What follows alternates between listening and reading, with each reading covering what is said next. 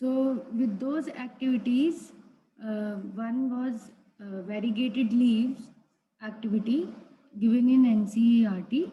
So what was the result of that activity? If we take variegated leaf and we see that we put that plant first for 3 days in dark. Why do we keep the plant for 3 days in dark?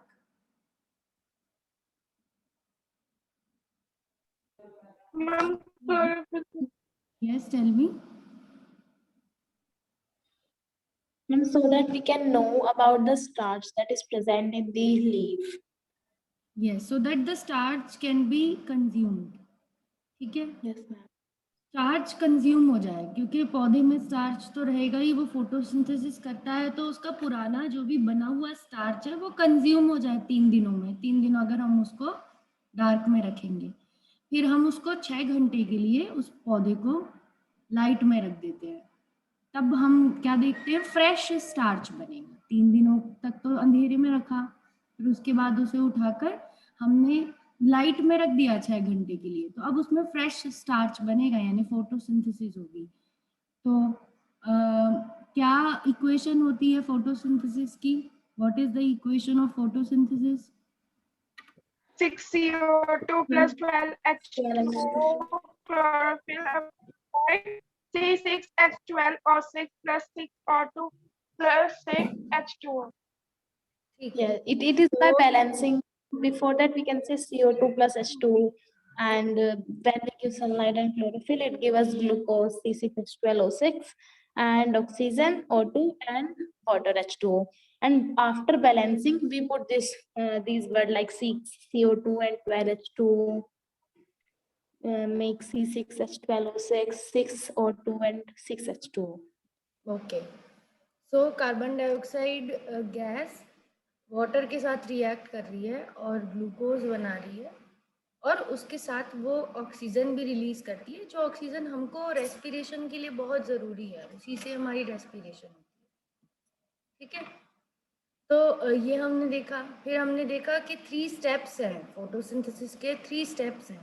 तो कौन कौन से steps थे? Absorption of light energy by chlorophyll. Second step, the conversion of light energy to chemical energy and separating water molecules into hydrogen and oxygen. Or third step, the reduction of carbon dioxide to carbohydrate. Good, तो ये 3 steps हमने देख लिए photosynthesis के, कि light energy absorb होगी chlorophyll से, फिर वाटर मॉलिक्यूल स्प्लिट होगा, लाइट एनर्जी केमिकल एनर्जी में बदलेगी, और लास्ट में कार्बन डाइऑक्साइड रिड्यूस होगी कार्बोहाइड्रेट्स में। ठीक है, ये हमने देख लिया, कार्बोहाइड्रेट्स बन जाएंगे। अब हमको और क्या नेक्स्ट हमने कि CO2 आती कहाँ से है, कौन से ऐसे स्ट्रक्चर्स हैं प्लांट के जो CO2 को लेते हैं, वाटर कहाँ से आता है, और मिनरल्स नाइट्रोजन कहाँ से मिलती है पौधे को, ये देखा था। ठीक है, तो बताओ मुझे कहाँ से प्लांट लाइट एब्जॉर्ब कर सकते हैं? क्या ऐसा चीज है जो लाइट एब्जॉर्ब करता है? पहला स्टेप कैसे करेंगे? Stomata. By stomata. Stomata light absorb नहीं करेंगे, स्टोमेटा भी करेंगे कुछ हद तक क्योंकि उसमें क्लोरोप्लास्ट है, पर पूरी तरह से लाइट कौन एब्जॉर्ब करेगा? मैम क्लोरोफिल, लीफ के टिश्यूज, जो क्लोरोफिल जो लीव्स में प्रेजेंट होता है। यस मैम, जो क्लोरोफिल है। Very good. नाउ अब हम ये देखेंगे कि गैसेस कहाँ से आएंगी, CO2 जैसी गैस कहाँ से आएगी? किससे आती है CO2 गैस? मैम कार्बोहाइड्रेट से। मैम जो प्लांट्स में कार्बोहाइड्रेट्स प्रेजेंट होते हैं उनकी वजह से, मदद से वो कार्बन डाइऑक्साइड गैस बनाते हैं। CO2 तो और मैम ये मैम पूरा फोटोसिंथेसिस के प्रोसेस में ही होता है, उसके बीच में ही होता है कि मैम एयर से आएगी, पर प्लांट कैसे लेंगे? प्लांट CO2 कैसे लेंगे? स्टोमेटा से। Stomata से। CO2 from stomata. ठीक है, और वाटर कहाँ से आता है प्लांट में? वाटर कहाँ से आता है?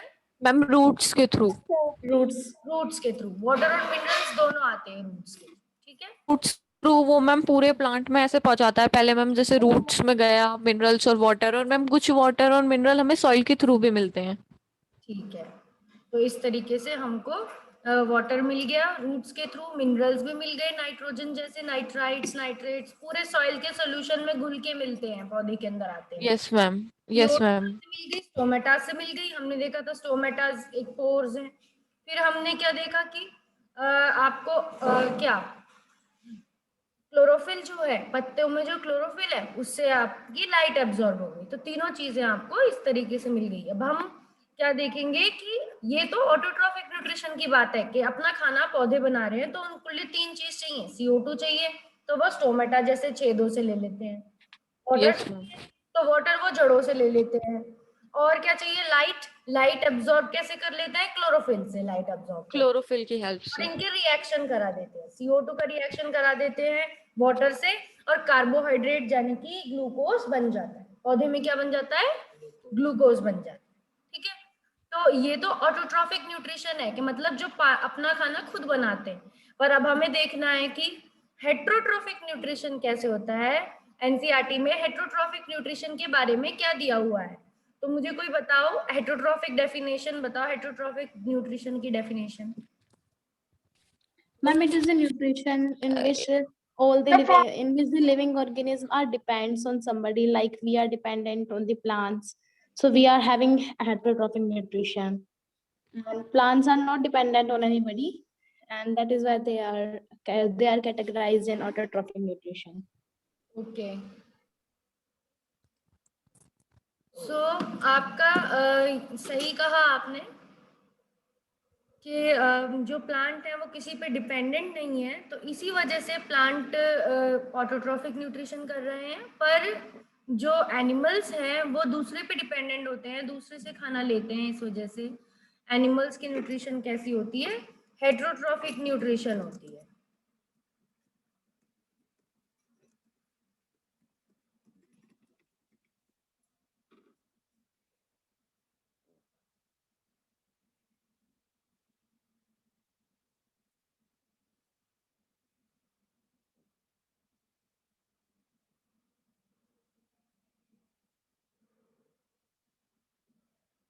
तो एनसीईआरटी की मैं पेज आपको शो कर रही हूँ, उसमें हम हेट्रोट्रॉफिक न्यूट्रिशन पढ़ेंगे।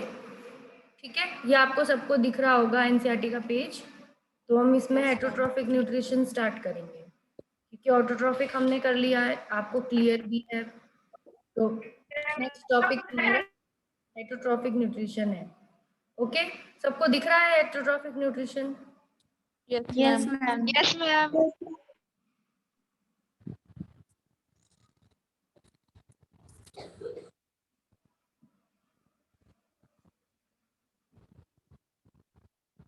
तो कोई भी और बच्चे कोई भी आप में से पढ़ लो, इसको रीड करो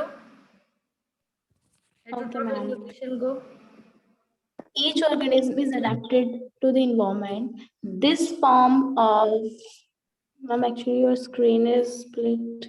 Yes, the तो form of nutrition differs depending on the type of and availability of food materials, as well as how it is obtained by the organism. For example, whether the food source is stationary, such as grass, or mobile, such as deer, would allow for differences in how the food is accessed and what is the nutritive apparatus used by a cow and a lion. अभी There is a range of यहीं पे रुकूं। इसमें क्या बताया कि organism अपने environment को adapt करता है, हर ऑर्गेनिज्म अपने इन्वायरमेंट में अडेप्ट करता है। अडेप्ट करने का मतलब क्या है, अपनाना। हम अपने इन्वायरमेंट को बिना अपनाए थोड़ी जी सकते हैं, नहीं जी सकते ना, क्योंकि हम एयर के लिए किस पे डिपेंड है, हम ऑक्सीजन कहाँ से लेंगे, अपने अपने आसपास की हवा से ही तो लेंगे। हम पानी कहाँ से लेंगे, हमारे आसपास जहाँ पे भी पानी प्रेजेंट होगा, वाटर कूलर है, वाटर कूलर में भी कहाँ से आ रहा है, बोरवेल से आ रहा है, अंडरग्राउंड पानी ले रहे हैं हम। ठीक है, और हम खाना कहाँ से लेंगे, हम अपने जो भी सब्जी बनाते हैं या कोई भी हम लोग खाना खाते हैं कहाँ से लेते हैं, एनवायरमेंट से लेते हैं। कार्तिक कोई क्वेश्चन पूछ रहे हो तुम? Kartik, you are raising your hand, any question you want to ask? तो इन्वायरमेंट से ऑर्गेनिज्म अडेप्ट रहता है। द फॉर्म ऑफ न्यूट्रिशन ये डिपेंड करता है type and availability of food materials के ऊपर, कि आपके पास किस तरह का फूड मटेरियल अवेलेबल है। मोबाइल हो उस पे भी कैसे फूड ले सकता है ऑर्गेनिज्म, वो डिपेंड करेगा। ठीक है,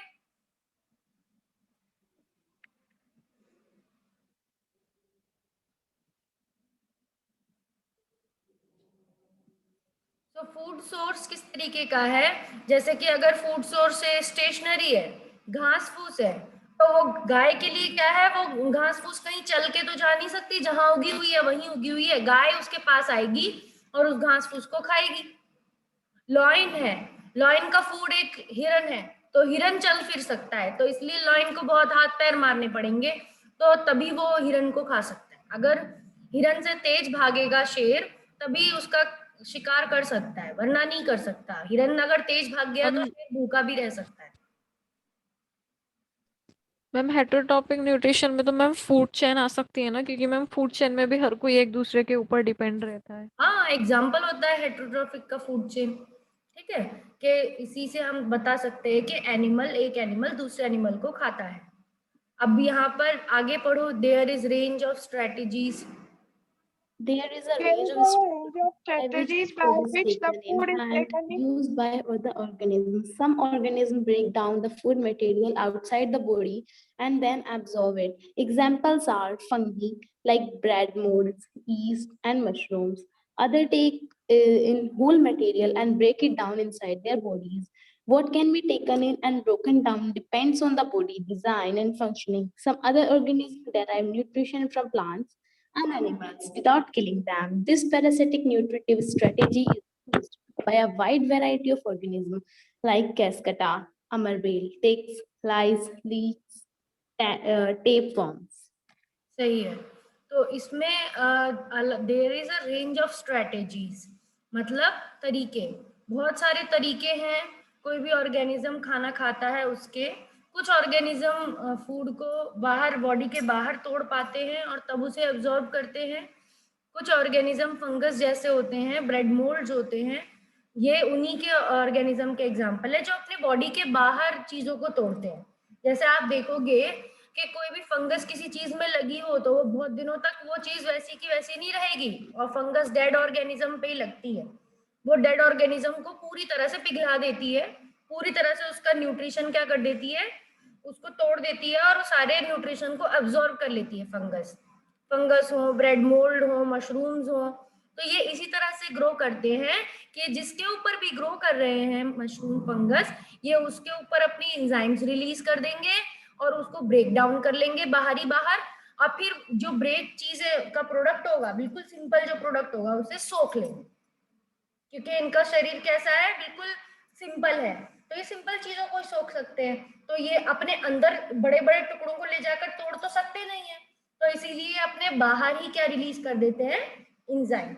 तो फंगस क्या होती है, इस तरह के न्यूट्रिशन को क्या कहते हैं, सेप्रोट्रॉफिक न्यूट्रिशन, जिसमें ऑर्गेनिज्म अपने शरीर के बाहरी चीजों को तोड़ता है, अपने रस को बाहर रिलीज करके, अपने एंजाइम्स को बाहर रिलीज करके, और उसे तोड़कर तब वो टूटी हुई चीज को फिर सारी अब्सॉर्ब करता है। जो छोटी छोटी चीजें टूटी हुई होती हैं उन्हें अब्सॉर्ब करता है, तो इसको सेप्रोट्रॉफिक बोलते हैं। तो यीस्ट, मशरूम, ब्रेड मोल्ड, इनका न्यूट्रिशन कैसा है, सेप्रोट्रॉफिक न्यूट्रिशन है। अदर्स टेक होल मटेरियल, और कुछ ऐसे होते हैं जो सारा का सारा मटेरियल अंदर लेते हैं, होल मटेरियल अंदर लेते हैं और तब उसको तोड़ते हैं। ठीक है, हाँ, एंजाइम्स रिलीज करती हैं फंगस बाहर। पर कुछ ऐसे होते हैं जो बहुत बड़े ऑर्गेनिज्म है, जैसे कि हम कुछ चीज भी खाएंगे, अगर हम ब्रेड खाते हैं, मैगी खाते हैं, कुछ भी ऐसी चीज खाते हैं जो हम अपने मुंह के अंदर ले रहे हैं, तो हमारे माउथ में क्या होंगी, एंजाइम रिलीज होना शुरू हो जाएंगे, माउथ के अंदर ही वो फूड टूटेगा और फिर वो हमारे फूड पाइप के थ्रू स्टमक में भी जाएगा, और स्टमक में भी, माउथ में तो बहुत कम सा फूड टूटेगा, पर पेट में जाकर वो पूरी तरह से अच्छे से टूटेगा, और फिर इंटेस्टाइन तक जाते जाते वो इतना पतला हो जाएगा कि जितना पानी जैसा, और उसके जो सारे रस होंगे फूड के, वो ब्लड में मिल जाएंगे। तो हमें न्यूट्रिशन इस तरीके से मिलता है। तो हम ऐसे ऑर्गेनिज्म है जो फूड को अपने अंदर माउथ के अंदर तोड़ते हैं, अपनी बॉडी के अंदर तोड़ते हैं, ठीक है। तो हम लोग होलोजोइक न्यूट्रिशन वाले हैं, जो होल मटेरियल अंदर लेते हैं।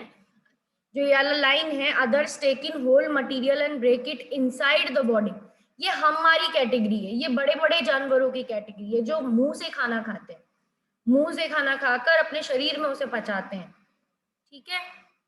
और जो दूसरे ऑर्गेनिज्म है पैरासाइटिक, ये कुछ ऐसे ऑर्गेनिज्म है वो दूसरे ऑर्गेनिज्म को किल भी नहीं करते, उनके साथ इस तरीके से जुड़े रहते हैं कि उनका न्यूट्रिशन पूरा होता रहे और वो मरे भी नहीं, मतलब साथ में जीना, साथ में जीते जीते उन्हें न्यूट्रिशन मिल रहा है, इसे पैरासाइटिक बोलते हैं। इससे होस्ट वीक तो हो जाता है, जैसे कोई एक चीज है, जैसे अगर स्टमक के कीड़े हैं या स्टमक में कोई वॉर्म्स हैं, ठीक है, टेप वॉर्म्स यहाँ लिखा हुआ है, लास्ट वर्ड है टेप वॉर्म्स, ठीक है। कुछ ये तो टेप वॉर्म्स इंटेस्टाइन के अंदर रहते हैं, जो भी बड़ा ऑर्गेनिज्म खाना खाता है और उसके इंटेस्टाइन में पूरा रस बनता है, टेप वॉर्म उस रस को चूस जाते हैं। तो इसीलिए उस ऑर्गेनिज्म के शरीर में खाना ना लगकर टेप वॉर्म्स मोटे तगड़े होते रहते हैं, टेप वॉर्म्स का नंबर बढ़ता रहता है, उनका मल्टीप्लिकेशन होता रहता है, पेट के कीड़ों की समस्या बढ़ती रहती है।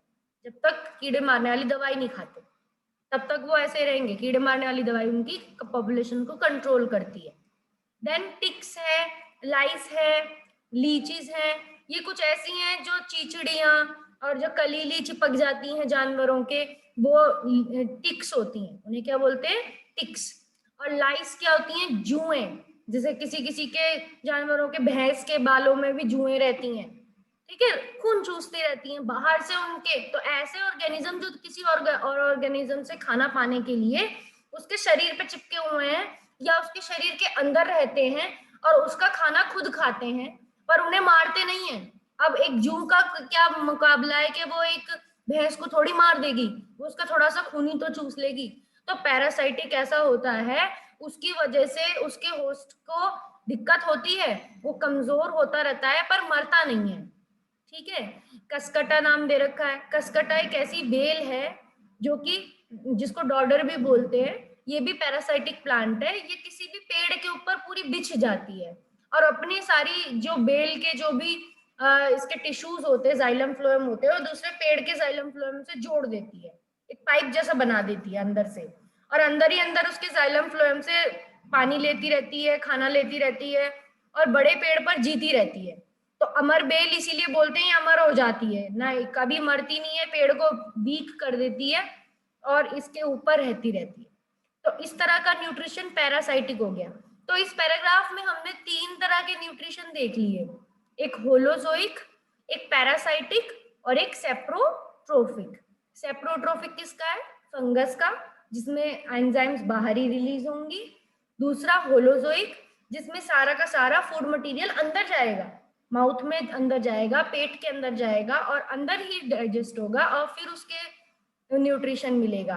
और तीसरा पैरासाइटिक, जो मारेगा नहीं, ठीक है, पैरासाइटिक जो किसी भी दूसरे ऑर्गेनिज्म को मारेगा नहीं पर उसके साथ जुड़कर उसको लाइफ देगा, ठीक है। तीनों तरह के न्यूट्रिशन आपको समझ में आ गए? Yes, Yes, ma'am. Yes, ma'am. ठीक है, तो अब हमारा जो नेक्स्ट टॉपिक है वो हेटरोट्रॉफिक न्यूट्रिशन के नीचे वो स्टेप्स है कि हेटरोट्रॉफिक न्यूट्रिशन होगा तो दूसरे ऑर्गेनिज्म से लेकर, पर स्टेप्स क्या होंगे, how do organism obtain their nutrition. तो इसमें आप देख रहे हो ये कौन सा ऑर्गेनिज्म का डायग्राम दिखा रखा है, amoeba. Amoeba. अमीबा का डायग्राम है, और येलो कलर की यहाँ अमीबा दिखा रखी है, उसका ब्राउन सा न्यूक्लियस दिखा रखा है, ब्राउन ब्लैक सा। रेड कलर का उसका फूड पार्टिकल दिखा रखा है एक, और वो देख फर्स्ट स्टेप में फूड पार्टिकल के पास ही है। और सेकंड स्टेप में उसने 2 स्ट्रक्चर्स बनाए हैं फिंगर जैसे, जिसे क्या बोलते हैं, सूडोपोडिया। सूडोपोडिया उसके फिंगर जैसे एक्सटेंशन है सेल वॉल के, वो उसको बाहर से सेल सरफेस के, सेल वॉल नहीं, क्योंकि एनिमल सेल में सेल वॉल नहीं होती, तो प्लाज्मा मेम्ब्रेन के स्ट्रक्चर्स हैं ये, ठीक है। सूडोपोडिया प्लाज्मा मेम्ब्रेन के स्ट्रक्चर्स हैं, जिसने फूड पार्टिकल को बिल्कुल अंदर ले लिया और उसको कवर करने की कोशिश कर रही है, और पूरा कवर कर लेती है जैसे ही तो एक प्लाज्मा मेम्ब्रेन का पैकेट सा अंदर ही बन जाता है, जिसको क्या बोल रहे हैं, फूड वैक्यूल। क्या बोल दिया उस पैकेट को, फूड वैक्यूल, क्योंकि उस पैकेट के अंदर फूड फंस गया है, क्योंकि उस पैकेट के अंदर फूड आ गया है। तो ऐसा स्ट्रक्चर बनता है फूड वैक्यूल नाम का। तो ये दोनों स्टेप्स क्या होते हैं, इंजेशन के स्टेप्स होते हैं। क्या होते हैं, इंजेशन के स्टेप्स है, मतलब फूड को अंदर लेने के स्टेप्स। ठीक है, फूड अंदर आ गया, सारे एंजाइम्स इसके अंदर रिलीज हो जाएंगी। और अब सेकंड स्टेप होगा डाइजेशन। फूड वैक्यूल के अंदर ही क्या होता रहेगा, डाइजेशन। एंजाइम्स इसी फूड वैक्यूल के अंदर इस फूड को तोड़ती रहेंगी, क्योंकि फूड कॉम्प्लेक्स है। और फिर जब वो फूड पूरा टूट जाएगा तो एब्जॉर्प्शन। ठीक है, यहाँ वो स्टेप दिख नहीं रहा एब्जॉर्प्शन और एसिमिलेशन, पर डायरेक्टली आपको एक अमीबा दिख रही है जिसका साइज थोड़ा बड़ा लग रहा है ऊपर वाले अमीबा से, यानी उसने फूड को क्या किया है, एब्जॉर्ब भी किया है और उसने फूड को एसिमिलेट भी किया है। एसिमिलेट मतलब अपने अंदर यूज भी किया है। तो दोनों काम चल रहे हैं, एब्जॉर्प्शन और एसिमिलेशन।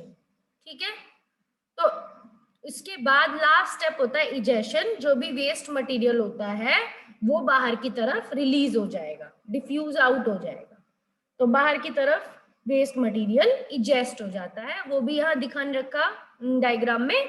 पर कुल मिला के 5 स्टेप्स होते हैं। कितने स्टेप्स होते हैं, 5 स्टेप्स होते हैं। इंजेशन, ठीक है, सीडोपोडिया से जो अंदर ले रही है वो इंजेशन, देन फूड वैक्यूल के अंदर लिया है, देन डाइजेशन, टूटेगा, कॉम्प्लेक्स से क्या बनेगा, सिंपल बनेगा।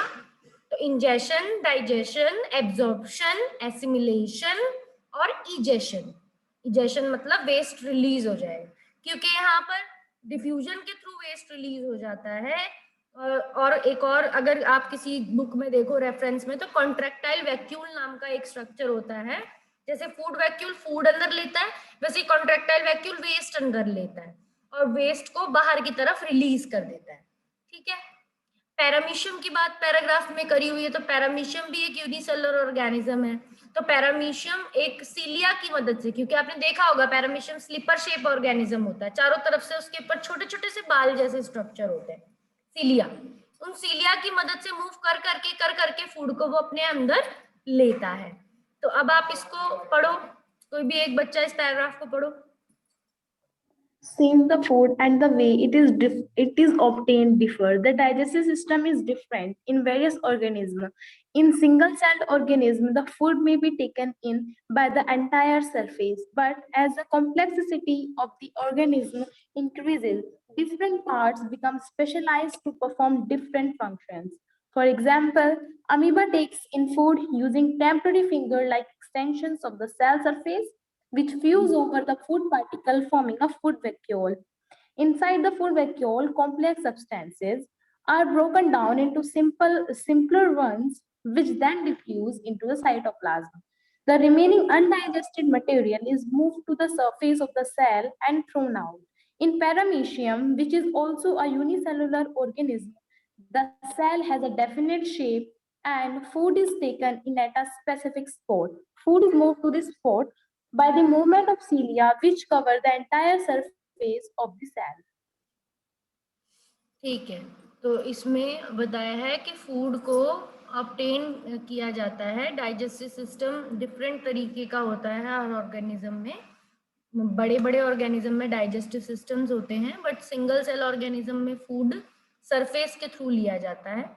जैसे जैसे कॉम्प्लेक्सिटी बढ़ती है किसी ऑर्गेनिज्म की, तो उसके अंदर डिफरेंट पार्ट बन जाते हैं। जैसे कोई पेट बन जाता है, कोई इंटेस्टाइन बन जाती हैं, कोई फूड पाइप बन जाता है।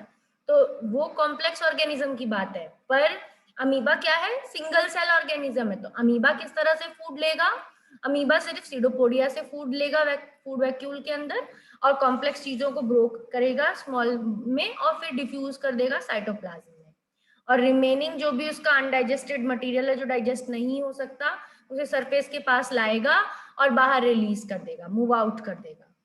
ठीक है, पैरामीशियम में वो सीलिया की मदद से एक स्पेसिफिक स्पॉट पे फूड अंदर लेगा, सीलिया को मूव कराते कराते, और फूड इस स्पॉट से अंदर आ जाएगा और फिर वो भी फूड वैक्यूल के अंदर आएगा और डाइजेस्ट होगा। तो ये अमीबा के न्यूट्रिशन के स्टेप्स हैं।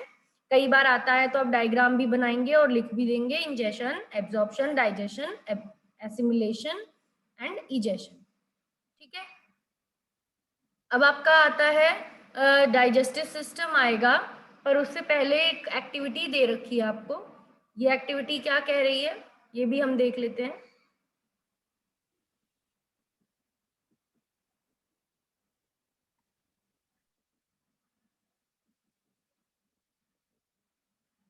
एक ml स्टार्च लेना है आपको। Take 1 ml starch solution.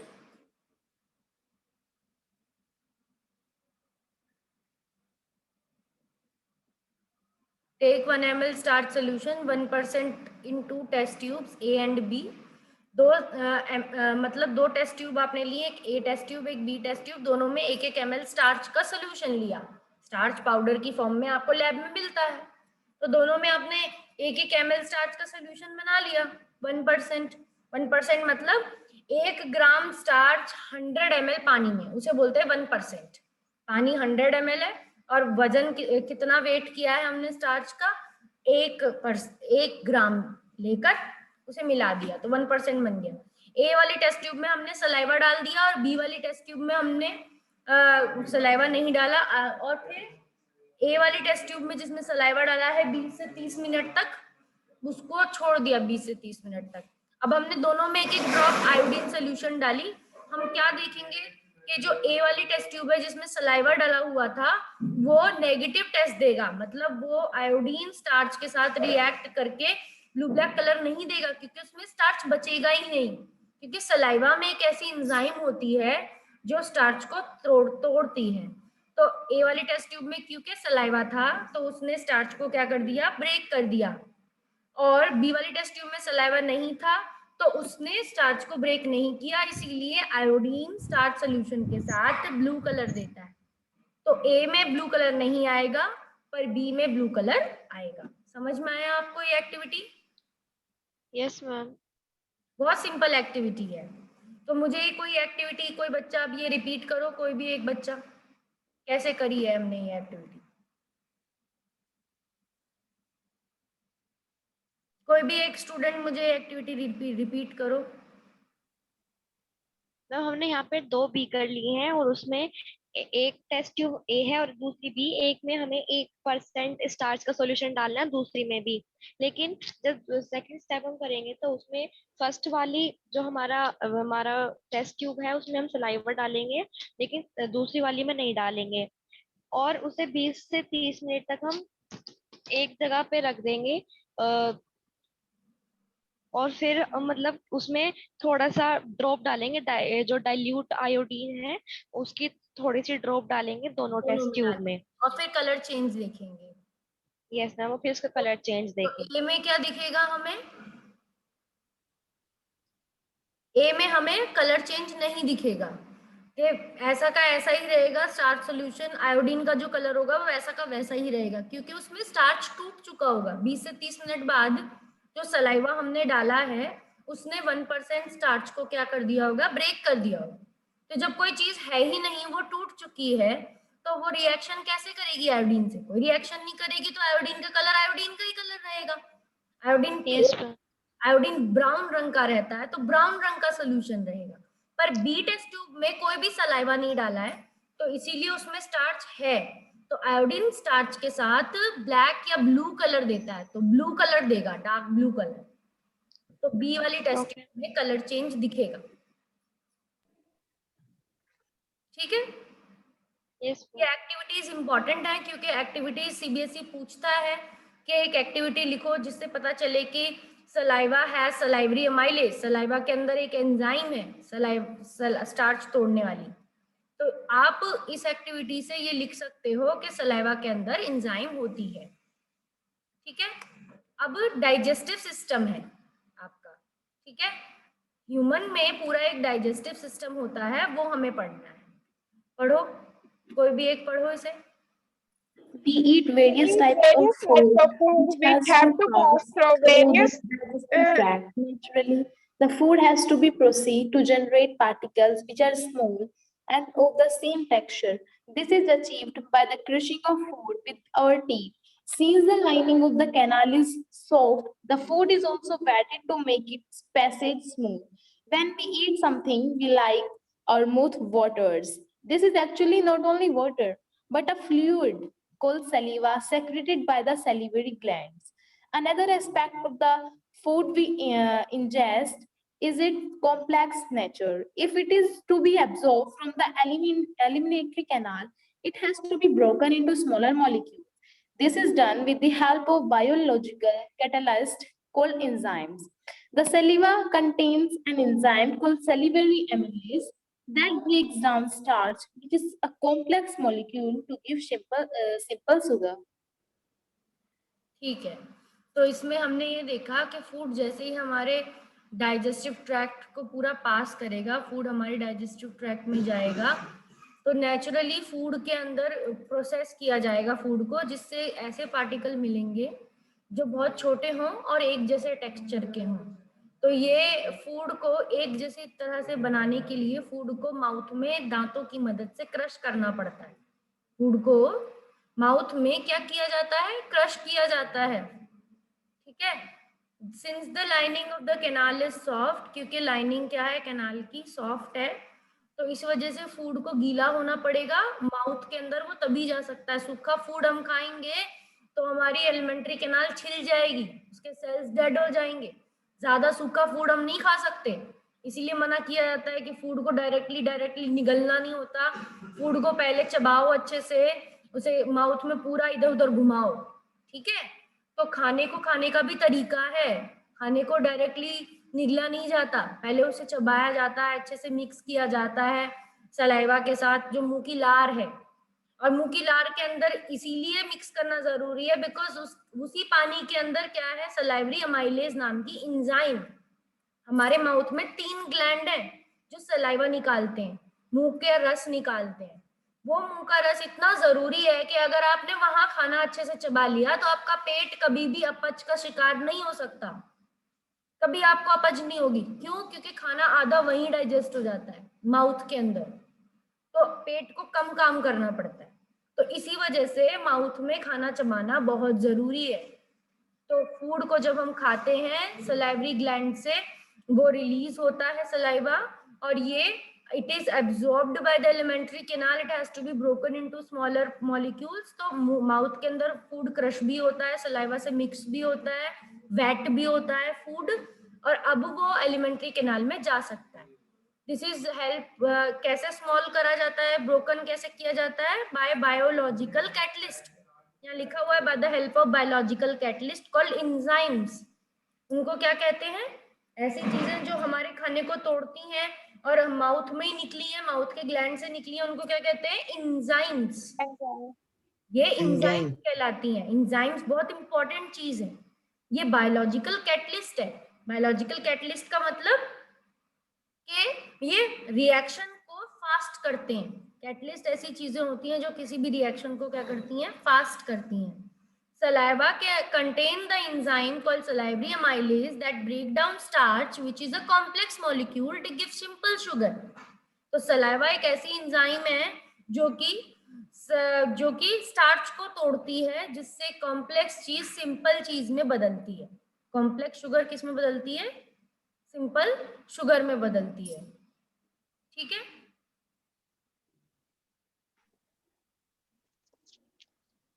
यहाँ तक क्लियर हो गया सबको? Yes, ma'am. The food is mixed thoroughly with saliva and moved around the mouth while chewing by the muscular tongue. ये लास्ट जो लाइन है ये पूरा बता रही है फूड का एक्शन माउथ में। माउथ में फूड के लिए क्या है? तो फूड जैसे ही माउथ में आएगा वो सलाइवा से पूरी तरह से मिक्स करा जाता है और उसको माउथ के इधर उधर पूरा घुमाया जाता है और दांतों से चबाकर और मस्कुलर टंग से उसे इधर उधर कर तब जाके उसे स्वेलो किया जाता है, तब जाके उसे हम स्वेलो कर सकते हैं, ठीक है। तो it is necessary to move food in regulated manner. Food को एक पर्टिकुलर रेगुलेशन के अंदर ही चलाया जा सकता है अलोंग द डाइजेस्टिव ट्यूब के अंदर, so that it can be processed properly in each part, ताकि वो प्रॉपरली हर एक पार्ट में प्रोसेस हो सके, ठीक है। तो उसे ऐसा थोड़ी होगा कि माउथ में खाना गया और डायरेक्टली इंटेस्टाइन में ही आ गया तुरंत, बीच में कहीं रुका ही नहीं। ऐसा नहीं होता। फूड धीरे धीरे खाया जाता है, धीरे धीरे वो खाने की नली के थ्रू जाता है और फिर वो पेट में पहुंचता है। पेट में 3-4 घंटे खाना रुकता है। पेट में इतना लंबा प्रोसेस है, खाना 3-4 घंटे लगाता है उसे पचने में। अब फिर वहां पे जब वो बन जाता है, उसके एंजाइम्स उस पे एक्ट कर लेते हैं, पेट के एंजाइम्स, तब वो इंटेस्टाइन में धीरे धीरे आना शुरू होता है, इंस्टॉलमेंट्स में धीरे धीरे निकल निकल के आगे आगे बढ़ता है और फिर स्मॉल इंटेस्टाइन में पहुंचता है। स्मॉल इंटेस्टाइन में भी काफी टाइम रुकता है, वहां पे भी उसके एंजाइम्स, क्योंकि स्मॉल इंटेस्टाइन बहुत लंबी है तो उसके अंदर भी बहुत डाइजेशन होती है और उसके बाद वो इस फॉर्म में आता है कि वो खून उसे एब्जॉर्ब कर सके। इसीलिए बोला जाता है 2 खाने के बीच में कम से कम 4 या 5 घंटे का गैप होना चाहिए, ताकि जो पहला खाना है वो तो अच्छे से पच गया हो, तभी दूसरा अंदर जाए। ठीक है, तो ऐसा कुछ नहीं है, हमारा कोई घड़ा नहीं है, अंधा कुआं नहीं है पेट के, उसे भरते जाएंगे, पेट भरते जाएंगे, भरेगा ही नहीं, ऐसा नहीं होता। हिसाब से खाना होता है, सब चीजों का एक हिसाब होता है। ठीक है, तो कैनाल की लाइनिंग जो है ये पर्टिकुलर रेगुलेटेड मैनर में ही डाइजेशन करती है, ताकि हर पार्ट को टाइम मिल सके कि वो उसे पचा सके, डाइजेस्ट प्रॉपरली हो सके हर पार्ट में। तो वो जाएगा फूड पाइप से, पेट में भी जाएगा, फिर उसके आगे स्मॉल इंटेस्टाइन में भी जाएगा, फिर उसके अंदर पेनक्रिया के रस भी निकलने चाहिए, लीवर के रस भी निकलने चाहिए, उनकी भी एक्शन होने चाहिए, उसके बाद वो स्मॉल इंटेस्टाइन में पचेगा। ठीक है, तो इस मूवमेंट को रेगुलेट करने के लिए पूरी इंटेस्टाइन के कैनाल में और पूरे डाइजेस्टिव सिस्टम में एक मूवमेंट होती है, एक ऐसा पुश है